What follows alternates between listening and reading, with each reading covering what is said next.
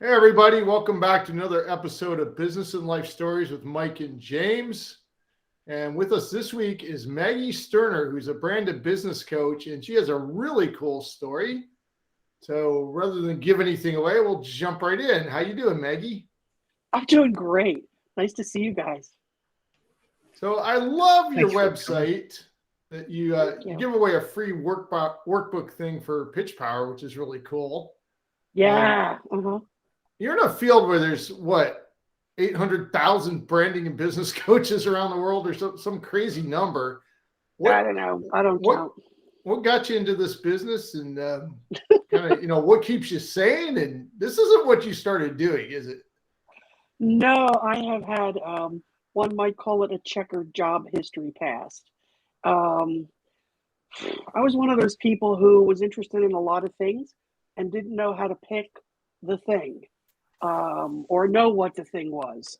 I roasted myself over hot cold, and I frankly yelled at myself at one point. I thought you should be the master of one thing at this point. You should know why are you all over the place with all of this stuff. I come from what did I do? I was a DJ at an FM rock station in Philly. They promoted me from secretary. I said, "Hey, I want to be on the air." They said, "Okay, we'll put you on the air." And I'm like, "Okay." Serendipity. I've had a lot of really cool serendipity. I lived in Manila and Johannesburg. Oh, I was a music critic for a local paper in Philadelphia, PA. Just I interviewed like Tom Petty and Lowell George, and I could talk to anybody I wanted.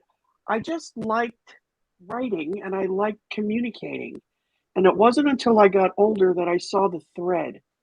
In fact, it happened when I was doing a talk about pitch power, which is how to write an elevator pitch or how to talk about your business so that your ideal clients go, bam, I need you.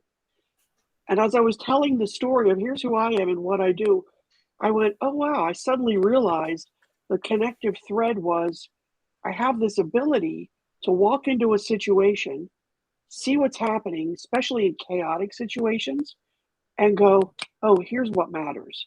And then succinctly bottom line it and go, here's what this thing is. So I worked at, I don't know if you guys are familiar with, I worked at NPR's website. I don't know if you're familiar with NPR, James.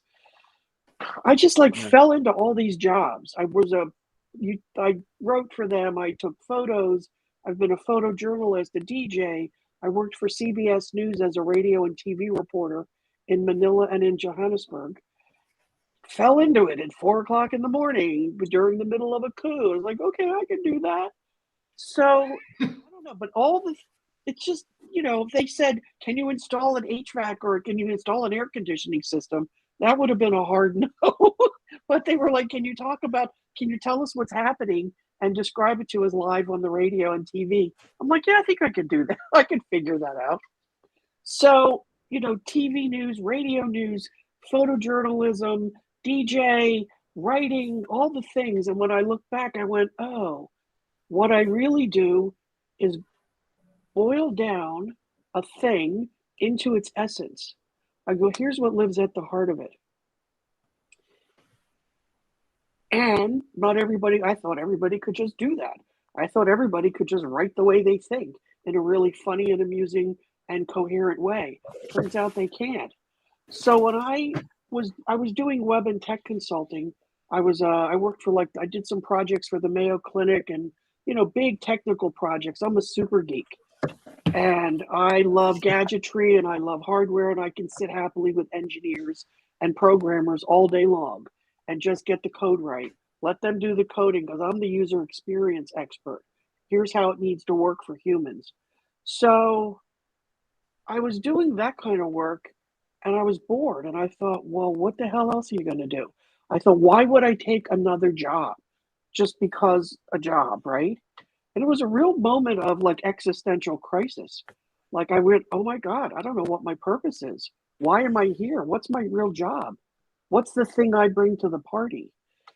So I ended up just serendipity. I joined a coaching program and I learned how to be a coach. There was one part of this web and tech development that really I loved doing it, and magical things were happening. It's the discovery part. Why do you want a website? What's the job of the website? Do you have a tagline? Blah, blah, blah. And in the process of this of these interviews, of this conversation, people would be like crying and connecting with the big things and be like, oh my God, I had no idea that this was really what I'm doing. And I thought, this is interesting. So I thought that was the part I really loved. I didn't care about building the site so much anymore. So I thought, well, what would be the way to learn that? So I got trained as a coach because that's all about discovery. It's all about getting in there. What are you up to? What's happening? Because I can also hear what's going on behind the words. I hear feelings and I hear what they're not saying, and I see pictures and movies and I get little words. So I accidentally came preloaded with this software that allows me to hear something that's, I guess I'm always just looking for the truth, like what is really happening here. So that's the story. And then so I had to hire somebody to help me after I graduated from coach school. I'm like, well, now what? What kind of a coach? I have this huge knowledge base for tech and geeky shit, and also like a million things. I'm like, what kind of, I don't know, like what? So I found a coach. I thought, oh, maybe there's something about a brand in here, you know? I found a brand person, a strategist who worked with entrepreneurs and small business owners. Serendipity, the right person at the right moment. So I worked with her and discovered that what I do is about messaging, about communicating. And it turned out coincidentally that and I didn't even know the brand coach existed. I was just telling somebody what I did once. And then she called me that night. She goes, I know what you do. I just saw an article about it. You're a brand coach. I'm like, oh, I love that. That's what I do. Like, it was like that. You know? I didn't know what the hell a brand coach was, if there were other people doing it. But I just decided that's what I do. I'm a brand messaging coach. And then I also realized it's not just about the message. So now once you get your message right, then it's building your business on top of it becomes like a to-do list because you know what you're building. You know how to articulate it. You know the words people use to describe what it is you have like, so I coach people to get the clarity about what it is they really do, because nobody buys coaching from me. They buy words. They want revelations. They want magic. They want the magical wordsmithing that I'm known for. So, ta-da, that's my story. So I know that James and I certainly, and probably you, have been through this kind of traditional reading and learning and hearing people speak about developing a so-called elevator pitch. Most of the time, it's designed to get out the maximum information in the minimum amount of time and bore the crap out of your listener. No, stop talking. Yours, the ones I've heard you do are so different. So how do you, it's almost like you're listening, you're just wanting to get one idea across, right? Am I right in that? Yes, and it's also, so this was another one of those serendipitous things. I kind of like didn't realize that people couldn't articulate what they did clearly. I started going to networking events and I'm like, what the hell are they even talking about? I'm like, I was like, what do you do? What? They're listing all their services and they're telling me where they used to work. And I'm like, oh, you're killing me, man. Stop. No. I actually feel words in my body. Is that a rooster? That is James's broken rooster that goes off in the middle of the day. I was like, I thought, is that my cue that I'm going on too long? So I started hearing this because I had to make up my own pitch. Like, what the hell am I going to say? But my coach helped me, and I kind of used that same framework. And what I've realized over time is it's a little story. It's got an arc. Human brains are wired for pictures. We're always listening we're kind of like listening for pictures. That's how I frame it. So if you tell people a little story, you're leading them down the path. There's like the intro, you got people go, ooh, really? What's that about? And then you give this middle part, which is I do this, I'm Maggy Sterner and I help who have what, so that they end up with.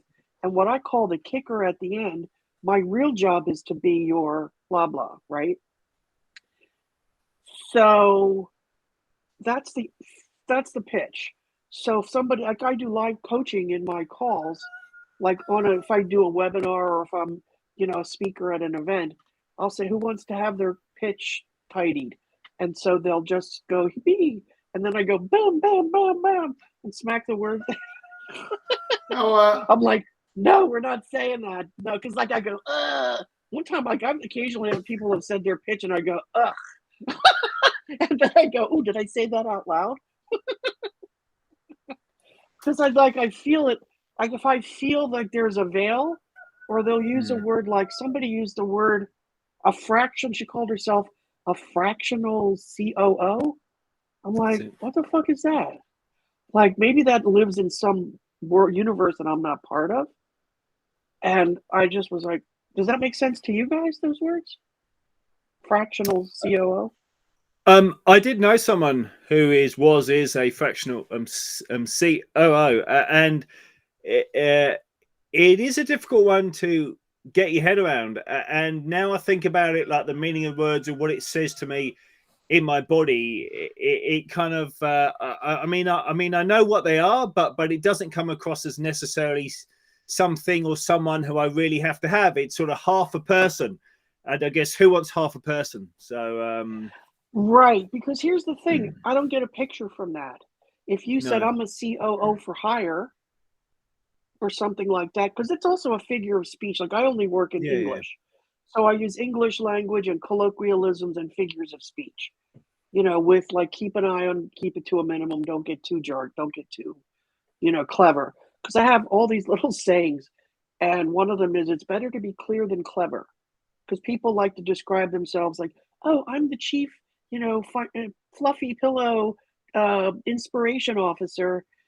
And I go, all right, I'm not seeing the picture. I'm just like, because people, like when we're listening to get it.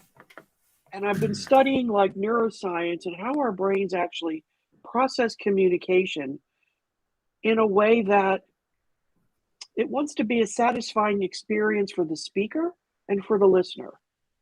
And people are, I didn't know this, people are terrified to just stand up and say what they do in a straightforward way. They go, why do you think they are? Why? Where do you think the fear comes from? Well, because I've asked them.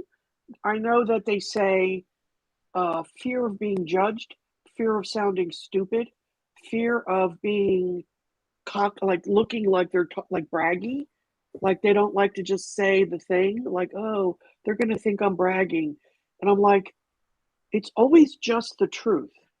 So I help entrepreneurs learn how to talk about what they do using simple, clear words so that the people who need them can find them. That's just a truthful fact.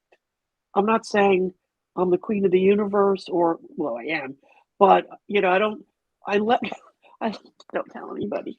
I let my testimonials do the talking, right? So, like I started out writing, I'm magical and I'm transformational, and I'm like, no, man, let the other, like your clients can talk about how awesome you are and really get into the magic. So all I am is stating facts. So when I'm coaching people, I'll say, if you were just going to tell the truth in a just bottom line way, what would you say? And they'll say the thing, and I'll go, okay, cool. So you get to just say that. Like it doesn't have to be schmancied up or sound professional. Anything you say that's the truth from your heart, because you know who you serve, what results you deliver, and the problem you solve. When you just say that, that's a pitch. That's all it is. I think that's really cool. Yeah, because it feels so obvious to me. I'm curious, what do you think is like, what's cool about that? I love it for two reasons, two primary reasons. First, for the entrepreneur, the early stager that doesn't have any business yet. Yeah. I have been in this spot more than once. I'm a repeat offender where you're trying to generate some business, and it's totally fine to stand up there and say, if you do this, you're going to be my first client in this business. Here's my track record in the other business if you care. That's and so I always freeing. say, like, yeah, it's like what I used to do and blah, blah. So people who lead with, I did this for these people, and I work for I'm like, those are people who are afraid of they have some credibility issues. They're concerned they're not going to be thought of as credible. Right. I mean, dude, I just walked out into the world and said, I'm a brand coach. And I'm like, whatever, And then I filled in a blank. So the framework is like, start with a question or a little statement like, how when you have to stand in front of a room full of people and tell them what you do and they're all looking at you and you're freaking out because you don't want to make a mistake? You know how that's a thing? And I can see all the heads starting to nod. I call that the prairie dog effect. It's like, what? Everybody's like, I've got the attention of the people who think that, because I know I've asked them and they've told me what they think. They've told me what's inside their heads. Then I say, I'm Maggy Sterner and I'm a brand and business coach. Okay, cool. And then comes a little bit of filler. I help small business owners and entrepreneurs learn how to define their brand, focus their niche, and find words to talk about it so that they can attract the right people and earn a consistent income, period. My real job is to be your brand magician, right? To help you find the words that are going to resonate with the people. Bam, drop the mic. That's like 4 sentences, All truthful, a story told in the right order. Because if I start off with, oh, I'm a brand magician, everybody's human brain is now going, what? What's happening? And now they're trying to, because now they have to translate it. And at the moment when we have to translate, they've now gone, they're going, what the fuck? I don't know what's happening. What is it? And I'm still talking. Now they're not hearing anything I say. So you can be clever in the kicker at the end, but be straightforward in the beginning part. And all you do in the beginning is you speak into what they're struggling with, or you speak into what they're longing for. Do you wish that when you had to introduce yourself or write your about page, you could just sit down and it flowed like butter? Wouldn't that be awesome? And people are like, yeah, that would be awesome. Oh, yeah. And then I go, I'm Maggy Sterner, right? So there's an intro that creates this, like I'm giving them a scenario to connect with. And then I say the meat in the middle. I help who have what, so that. The so that is the only reason anybody hires us. The so that is the result we deliver. So that you feel confident, grounded, and everybody who you tell it to understands it, right? People say they want clarity. I only use the catch is we use the words that our ideal clients use in whatever we talk about. That's our marketing copy. So I have my clients interview their ideal clients and ask them a series of questions. What's your problem? How did it feel? What solution did you want? How did you want to feel? Blah, blah, blah. Boom. Now we got a spreadsheet. I have a spreadsheet filled with what's your burning question about this topic? All my marketing copy, paste. My marketing copy is written for me by the people I serve. And when people read my copy, they go, oh my God, you totally called me out. You were speaking right to me. And I'm going, of course I was, because I know who my client is, right? Because you've told me the words. The words come from the people you serve. Like I had this motto, be smart, not stupid. Use their words. That's smart. Give up your infatuation with words that you might think are clever and awesome, but actually you're screwing the pooch and you're not connect. Because the whole purpose of a pitch is to connect, is to magnetize. And then when people deliver the pitch clearly and they do it well, when it works, what happens is the right people go, oh, I need you. Oh my God, can we talk? Ooh, I know 5 people who need you. Blah, blah, blah, like that. That's always what happens. And if people say nothing, they're not your client. That's it. They get to go someplace else. So ta-da, that's like this That's the simple. I think of it like a mechanical, kind of like a little math thing. Clarity about what you offer plus the words to talk about it equals confidence to say it. Confidence is the natural outcome. It just shows up naturally when you understand what it is you're really doing. So for startups, it's like I've coached people who were pitching to investors. Even if you're in an audience filled with people who speak the same jargon as you do, we're all still talking to people. Create an awesome user experience, right? Make it nice for people so that suddenly you can understand each other, so that it becomes just make it easy for people to understand what you do. It's a public service, It truly is. James, Don't make James, me beat it out of you, That's how I felt the first 3 months that James and I were in business together. He kept using words like "stop engineering this" or "where did you learn to speak English?"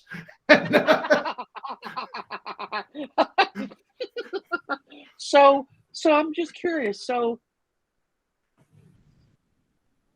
what you do? Go ahead, James. Hot seat. We help early stage startups. We help early stage startups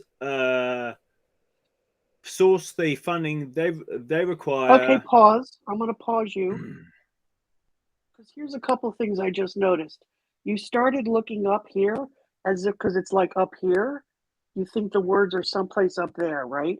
And you got a little twitchy with your body. So it's like, okay, just look at me. I'm a person. I'm holding a cocktail. We bumped into each other, and I go, "Oh, James, what do you do? You help startups get money. You help startups find money. Is that it?" Yeah, we help early stage startups find money or source capital, find money. Find money. So they can. So they have the resources to really grow their business. That's it in very simple words. Thank you. That's it, right? So money's not a 4-letter word. You get to say the word money, right? Yeah. So because people, what I like, do you mind that I did that to you spontaneously? No, fine. No, too late no, now. No, Well, Mike, cut it out, mate. No, but I think it's a great example of and thank you for your willingness to play. Thanks for playing. But it's like that way. You were like not with me when you told me, right? You went. I saw you go up here. You're like, oh, you're rummaging around up here. Where's the thing? Yeah. What do I remember? What do I know? What's it called again? Right? Yeah. But if it's like it actually lives in here, I don't know if you can see my cleavage, but it's my heart. It's like it lives there because I just know it. Like you just know in your bones. Yeah, we help early stage startups get money so that they can grow their businesses better. Yeah. Right? Speak plain English. I think. Yes. I think it's.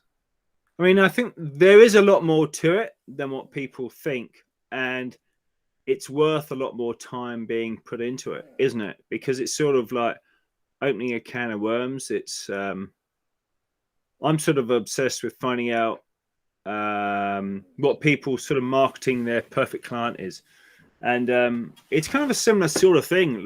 Like if someone can't really explain that, it's kind of in the too hard basket. So it's like, will I work with anyone or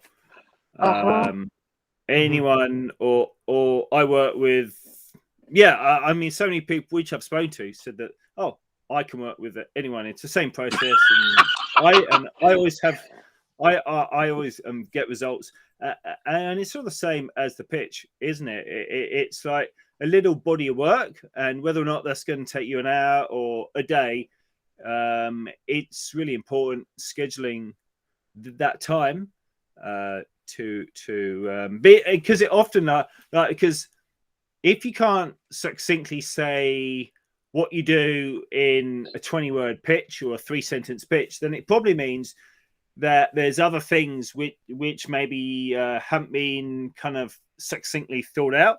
And it's the same with the marketing avatar too. If you can't say, well, we help, I always give the example of, say, a physical trainer, a PT. You could say, oh yeah, well, I work with anyone and we always get great results from our 3-month ABC program. Whereas equally so, if someone says, yeah, well, I work with kind of women over 40 who are now single, who want to refine the love of their lives and have loads of fun doing it, that's kind of like really speaking to your to the people who you'd love to work with. And I can now see that it's the same with the pitch as well. If you don't lead with a good pitch, it is the equivalent to saying, well, I work with everybody. I won't hire a subcontractor or somebody to help me. Like, I talked to a coach recently who was looking for a mastermind group to be in. And she's like, well, I do this, and then there's that's connected this way. And there were all these things. And I was like, I'm confused. It's like, if somebody can't, and also there's parts of the pitch, sometimes people feel compelled to say the hows. I use I have this tool in my toolbox, and then I can do this. Here's how. I'm like, no, I don't care about the how yet. One presumes if a plumber comes to my house, I assume he's got the right tools in his toolkit. And if he doesn't, he's fired, you know? Yeah. So we talk in the pitch and in the messaging, we talk about the what. We talk about the who. We speak into the pain and the longing, because people sometimes are really longing for, it pains them to actually not be able to articulate it. In fact, my very first pitch coaching client, I didn't even know her. We'd never met. I was at an event. It was a networking thing, a little workshop. And I told people what I do. Then I started helping them with their pitches. One of the women in the room happened to sit next to somebody at this conference the next day. And she said, oh, you need to talk to Maggy. So there was like, oh, my pitch worked. How I described it worked, because she knew that's the thing I did. So I said, give me the woman's number, because don't lose a sale. I called her. We set up a time for a call. This was like my very first elevator pitch coaching call. And I'm like, please let the magic happen. Thank you, Jesus. And then she gets on the call. The woman is weeping. She's like, it feels so bad, because they know, but they know. Here's what's always true. I'm getting chills. So that tells me this is a truth bomb. They always know. You know what you do. I know you know. If you don't know, that's like a different coach. Go talk to them. But I know you know, but there's all this, I don't want to sound stupid. It's like the mind chatter starts coming in. I call those the wild Pomeranians. Rah, rah, rah, rah, rah. They're like, and sometimes, so the confidence piece is key. And what comes before confidence is clarity about what you offer, who you serve, who you don't serve, because we don't help everybody, because who's got the time? Nobody, right? And then, bam, it's like a little recipe. You get all your ingredients together, your niche, your target audience, all the things, boom, and then you whip it up into a short statement in clear, simple language, and then everybody lives happily ever after, and you make money. I think that's a great test, isn't it, for someone who has met you to be able to identify a client for you. So it's a bit like that physical trainer example. Like if they can then go and find the sort of client which they've just had an experience with you in your training session. Oh yeah, like John would be great for you. He does a bit of boxing and a few press ups, and I can hear that. That's the how. Yeah. But true. But I guess if you've experienced that, but you can also hear kind of what they want, then that's almost a measure of the success of the pitch, isn't it? If they can go and find you a client. Oh yeah, and I really get fired up because I'm an oddball. I get fired up connecting people. Like Right. Whether there's a referral fee or not, it's immaterial. It's like if I can make Exactly.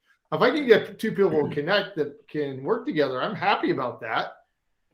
And that only works if I know what the heck the two people really do.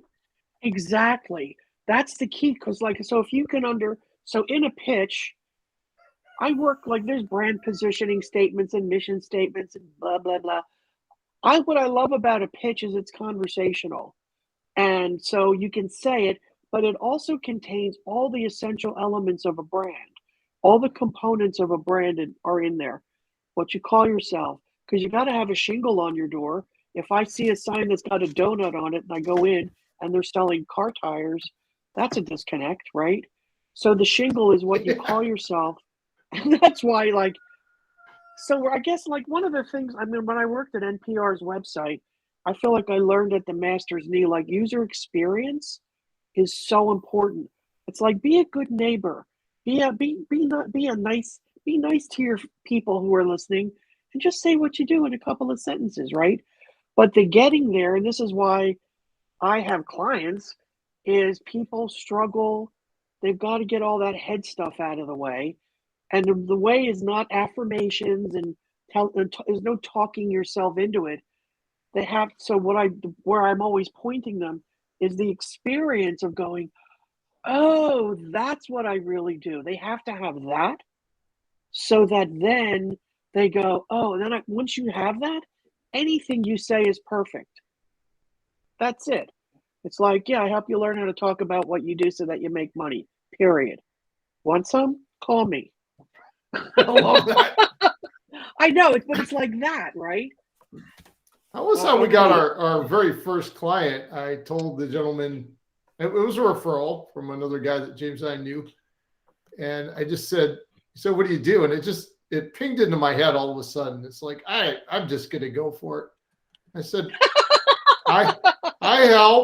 we help early stage companies make sure they don't run out of money if they listen to us. So that. Yeah, that's the part I left out. But everybody drops out that part, but so that what benefit, so that what amazing result that they want, right? So that they're not stressed out, they're not freaking out about how we're gonna, right? So that they can blah blah blah something magical that they said they wanted, right? Always their words. Another business mistake we see so many people make, I'm sure you've seen it. I've made it. I don't think James made it because he's always been smarter than me. But this idea of who the heck are my clients, right? We always talk about finding your niche. That's a big buzzword, or, getting your client avatar. Does it really work that way? Or is it more that you have to be clear about who you are and what you're doing first? And then the communication and the words you use start to bring in the people that are connecting with you. It's sort of a bundled together thing. So when I was getting started as a brand coach, I tried to hire a graphic designer to make business cards for me. And I said, she said, well, who's your target audience? I said, well, I need help figuring that out. And she said, well, when you figure it out, call me because I don't do that. I was like, okay. Nice. So and I noticed like the first question, if you go to any question, if you try to hire anybody for graphic design or website design, first question, like, who's your target audience? So then it's like, okay, you're going to say, let's say I have this rant I go on. It's like, if I ever hear people using like dream life or dream job, I'm like, Jesus Christ, just stop. Don't say that. Because it's like, oh my God. You think about what is the person you're trying to help? What are they tossing and turning about 3:00 in the morning? Mm-hmm.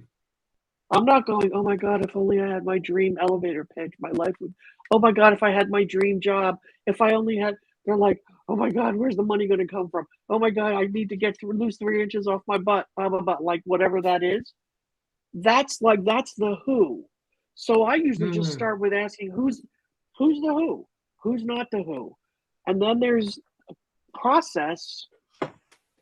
The people who say I can help everybody, there's a process it's an experiential letting go, but we're not just letting go. we're actually saying we're choosing who we want to work with. And we're acknowledging that it's not everybody is a good fit. So does that answer your question? Yes, Like that was you really have to, good. yeah, you have to like, that's like the first step. So before the pitch comes reflection, examination. What do I care about? Who really floats my boat? Who pulls at my heart? What's the thing I see people struggling with out in the world, and I go, oh my God, I could totally help them, right? Those people, right? But we can't see our own thing. I hired somebody to help me because I wanted business cards and I didn't have an answer to the question, who's your target audience? I was just like, I was starting out. I was new. I didn't have a lot of historical information about this. It's a process. And so you start somewhere. It evolves over time. We're not marrying our audience. We're not marrying our niche. How I describe niche is your niche is the problem you solve for a target audience. Boom, drop the mic, right? Oh, so my niche is people who struggle to articulate what they do for a million reasons. No clarity about a bunch of things. So I know that. Everybody comes to me for that. It's wrapped around that. Nobody comes to me for the wrong things. I really like it. Do you have any books coming out? Are you doing yes, any? I do. I'm working on my book, and the title of it is Real as Fuck, Branding and Business Wisdom for Small Businesses and Entrepreneurs. It's the title of the book because that'll definitely stand out for the crowd. Yeah, because I was doing I do group programs, like, so we work through, I take people through, who's your target audience, what's your niche, I slap them around a little so that they let go of who they need to let go of and choose who they want, because it gets to be fun to have a business and not suffering. And then at the end there's pitch party, and there was one person in the room, a software developer, because I speak fluent geek. She collected I have all these little sayings that fly out of me. She collected all of them and she had a little book made and had it sent to me. And the back cover had a picture of me in the Zoom room going like, yeah, baby. What I'd said was, be real as fuck. Nice. Like, bottom line, be real as fuck. So that's the deal. That's my come from, right? And it's always a process of discovery. We're all at different junctures in what we're aware of, and like our awareness increases over time. So also be light on yourself and gentle on yourself if you don't know. But I think, like, this is how I do it. You got to know ultimately what you discover is who you are and what you care about. If I don't ever ask people, what's your why? Because who's got an answer for that out of the gate? Nobody. But I go, well, what do you believe about what you do? Like, I call them the I believes. I believe when an entrepreneur is dead ass clear about who they serve and the results they deliver, then it's easy to grow your business. Marketing becomes like butter, Like, oh, I don't struggle with marketing because I know who I'm talking to, right?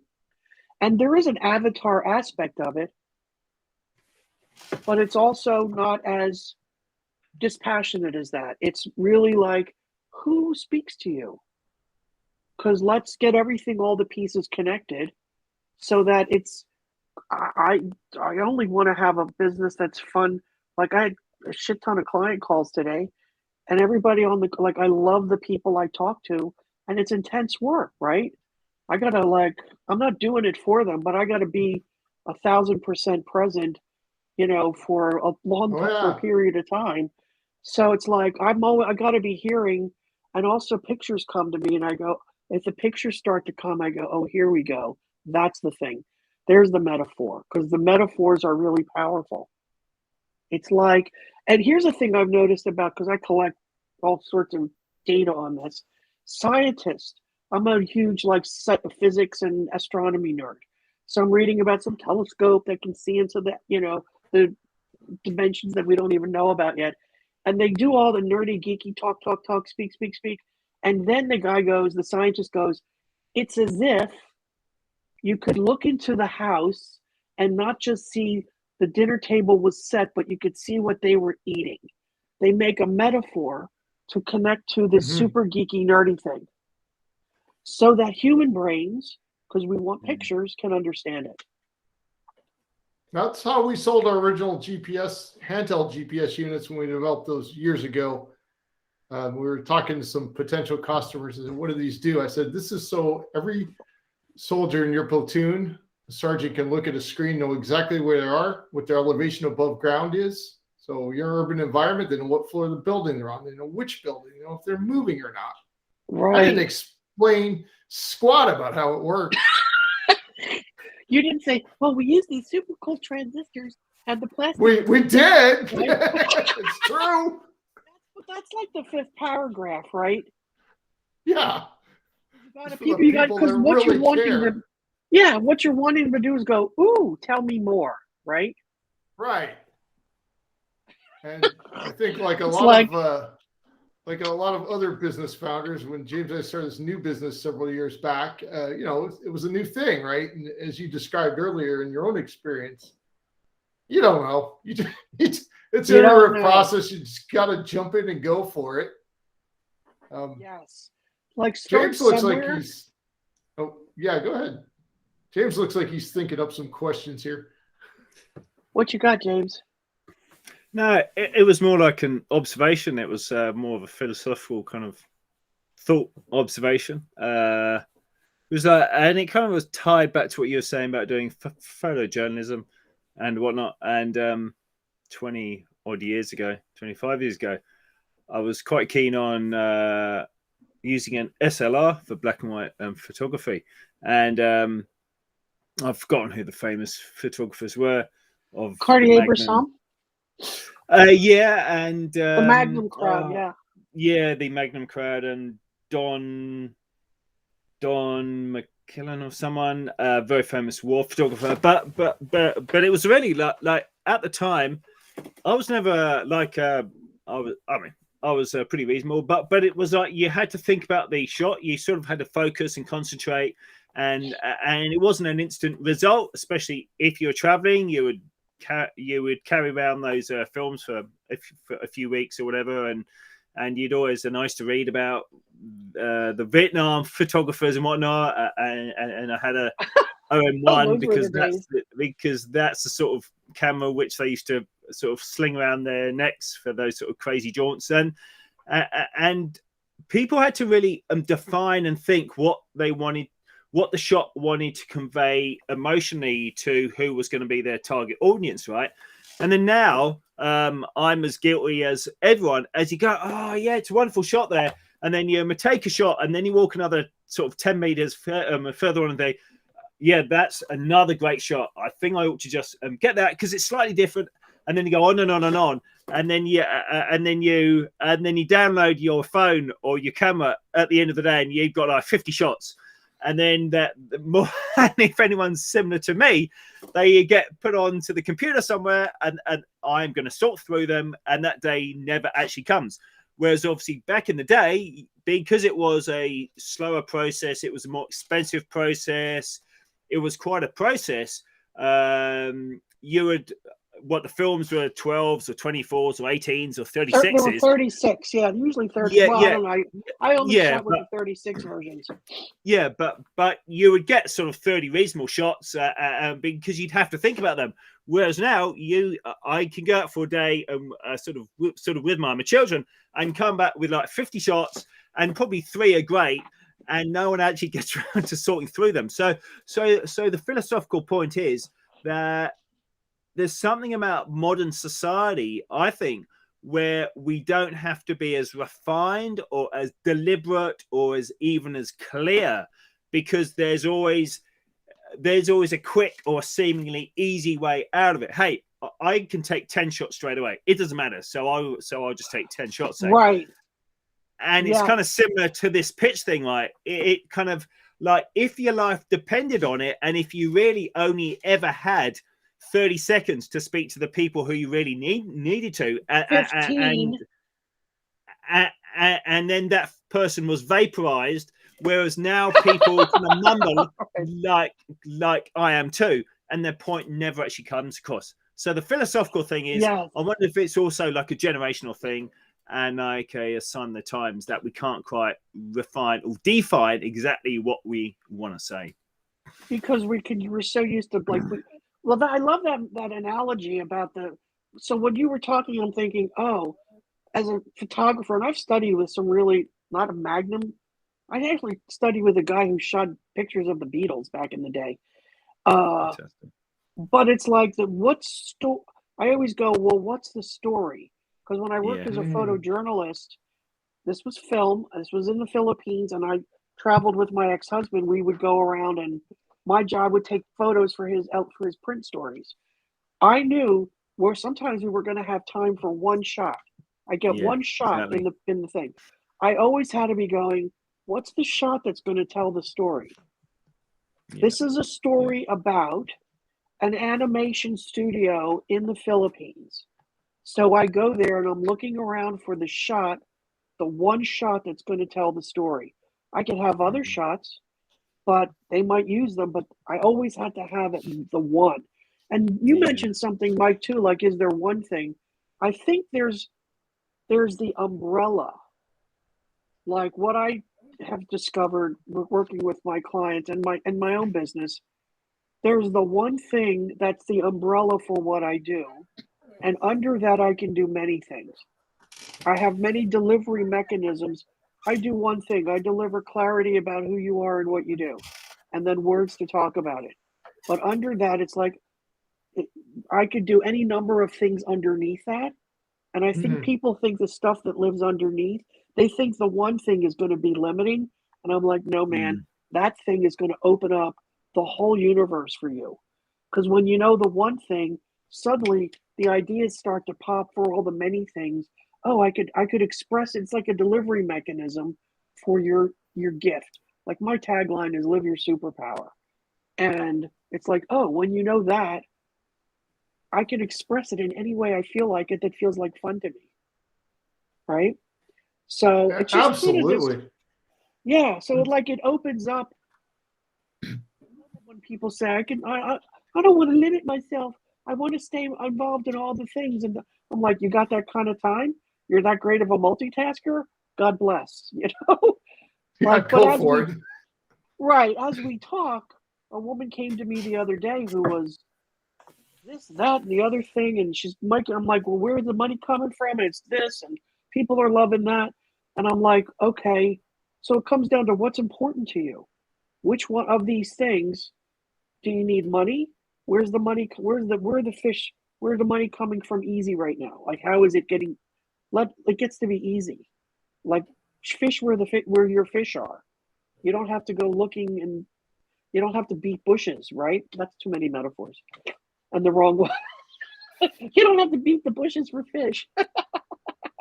You never know. You won't find any. But it's just, I don't know, like I feel very passionately about this. And I realized, as a photographer, I was a radio reporter, TV reporter. TV, I had 1:30 to tell a story. And if I didn't have a picture of it, it didn't happen. Radio, I had to tell a story, but I only had 40 seconds. I had to walk into a situation where it was like a volcano erupted in the Philippines. That was a 7-day story, right? But I got to walk in, what's new and fresh? What's today's story? Like I'm always looking for, why would people care about this? There's a thing in newspaper journalism. Have you heard of a thing called the nut graph? No. The nut graph, this is super interesting to me. The nut graph, every news story has a nut graph. It's like fact thing, this happened. Pinatubo's erupting in the Philippines, blah, blah, blah. The nut graph is why they're telling you the story. What's important about this story? So I coach people on how to write like articles and blog posts. I go, write your nut graph first, because that's why you're telling them that's the most important thing you're talking about, and then we're gonna fill in the blanks, right? But it's like when you get lost, when you get off the rails, when you start going off on tangents, refer back to your nut graph. So refer back to your pitch when you're like, I want to do this and I want to do that, and I can help these people and I can help. Yeah, you could. You could do all the things, right? But what did you say? Like, what's the core? What's the essence? That's the ground. That's ground zero for the whole operation, for your whole business. All right, it's your passionate driver why you're doing this. Right. And you don't have to answer the question why, you discover it. Right. You don't have to answer it right away, but it's what's driving that desire. Yes. People don't, well, at least in our experience, most people don't start businesses because they thought it'd be a genuinely fun idea. It's because they really had some driving thing they wanted to do. There's always a story. Like, Yeah. It broke my heart. I'll ask them, if people get stuck, I'll say, well, what do you see people happen? Like, what are they struggling with? That when you see this thing, it just breaks your heart. You go, oh my God, I can't, I want to just, like, you just want to go help them. And then if suddenly they know, there's different access points. Like I call it, like, we can't come in the door. If you don't know in a straightforward way, come in the window. What's breaking your heart? What are you, like, what's the thing what are they saying to themselves at 3 o'clock in the morning? It's like, that's the place to look for the problem you solve, the niche. And who's in the bed struggling at 3 o'clock in the morning? What is their scenario? And it's not even like psychographics, like what kind of car do they drive? You could get into all of that, but it's more like, who are they?